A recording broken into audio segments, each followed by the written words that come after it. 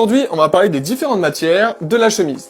Alors avant toute chose, ça, qu'est-ce que c'est? C'est mon livre, disponible notamment chez Amazon. Et donc aujourd'hui, on va parler ensemble des différents types de matières au niveau de la chemise, parce que quand il fait chaud, on veut une matière assez légère, et quand il fait froid, on veut quelque chose de plus chaud, et c'est pas évident forcément de s'y retrouver. Donc on va parler des 4 matières principales qui composent la chemise. Alors premièrement, vous avez le denim.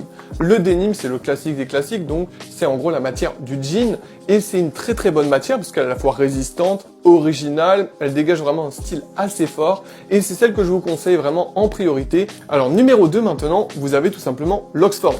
Alors l'Oxford, c'est une matière beaucoup plus chaude, là c'est pour les saisons vraiment froides, puisque c'est un maillage créé en Écosse la plupart du temps, c'est originaire de là-bas, et c'est en coton, donc une matière vraiment assez chaude, vous permettant de résister au froid, donc c'est plutôt pour les saisons vraiment froides. Troisièmement maintenant, vous avez la popeline. Alors la popeline, elle porte d'autres noms, mais la popeline, c'est vraiment la matière de base pour tout ce qui est chemise de grandes occasions, ou les chemises dans le cadre du travail.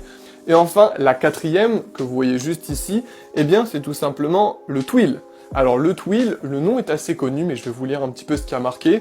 Il y a marqué « Il est plus adapté pour l'hiver avec une meilleure épaisseur ». C'est un mélange constitué de divers matériaux comme notamment la soie.